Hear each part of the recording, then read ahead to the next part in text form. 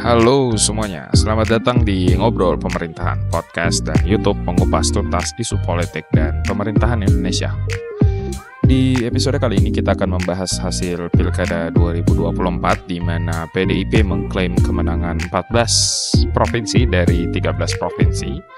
Tapi bukan hanya itu, ada juga isu kecurangan yang melibatkan aparat, ASN hingga parpol tertentu, serta polemik antara PDIP dan mantan Presiden Jokowi soal netralitas lembaga negara.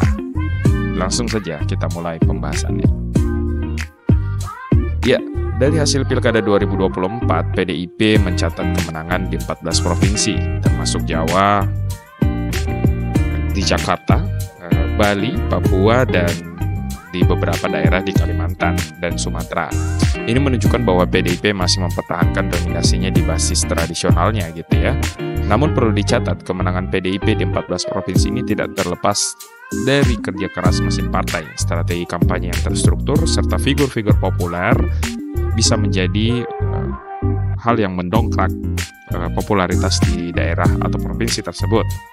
Di sisi lain, provinsi-provinsi seperti di Sumatera Barat masih menjadi medan yang sulit, begitupun di Jawa Barat masih medan yang sulit bagi PDIP, di mana partai-partai lain seperti Gerindra dan Golkar lebih mendominasi.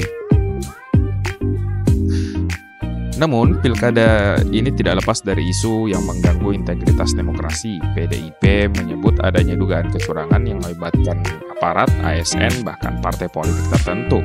Salah satu kasus yang mencuat adalah dugaan penggunaan kekuasaan untuk memobilisasi dukungan ke calon tertentu.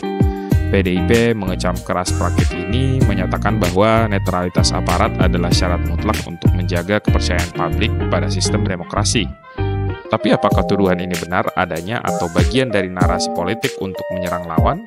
Ini tentu memerlukan investigasi mendalam oleh lembaga yang independen. Polemik PDIP dan Jokowi. Polemik lain yang menarik adalah ketegangan antara PDIP dan mantan Presiden Jokowi.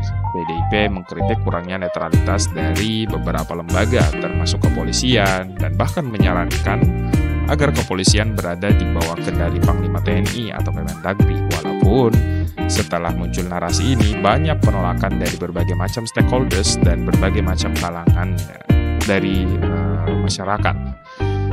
Ini adalah usulan yang cukup kontroversial.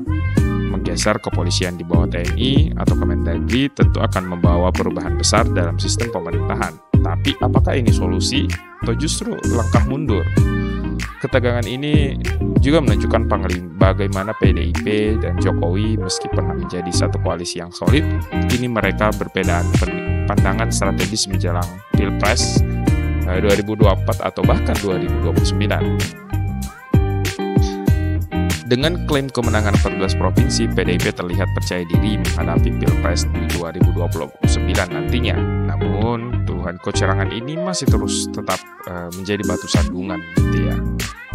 Apakah ini berarti PDIP akan menghadapi tantangan berat mempertahankan dominasi di Pilpres mendatang? Kita akan terus memantau hal tersebut.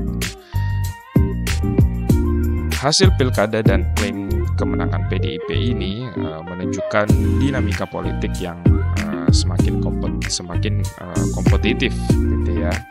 Jadi memang berbicara tentang PDIP, drama politik banteng di berbagai daerah, utamanya di DKI Jakarta, ini masih didorong oleh isu karena adanya endorse dari Anies yang notabene sebagai mantan presiden, dia cukup didengar gitu ya, sehingga Pram dan Rano dipastikan menang untuk putaran pertama dan kemungkinan akan ada putaran kedua ketika suara dari Pram Rano ini tidak dipolitisasi oleh oknum-oknum tertentu gitu ya.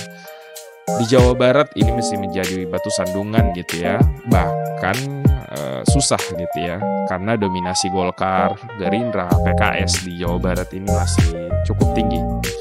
Sedangkan di Jawa Tengah dengan klaim kemenangan di 19 kabupaten kota, PDIP mengeluarkan narasi bahwa Jawa Tengah ini masih menjadi kandang banteng banteng untuk PDIP karena dilihat dari pemilihan kabupaten kota, dari total 35, 19 kabupaten kota dimenangkan oleh kader PDIP atau 54% dari total kabupaten yang ada di Jawa Tengah gitu ya. Bali masih sangat mendominasi gitu ya. Ini masih susah digerakkan gitu ya di Bali terkait dominasi PDIP, dan sepertinya memang kelompok loyalitas yang ada di Bali ini memang masih sangat kuat ya untuk PDIP. Dan di Papua juga termasuk PDIP cukup kuat gitu ya, karena alasannya sih karena politisasi infrastruktur segala macam untuk oligarki gitu ya, dan dianggap bahwa PDIP ini tuh masih memegang teguh pendiriannya untuk perubahan yang lebih baik buat Papua gitu ya, makanya pendukungnya masih kuat di daerah sana.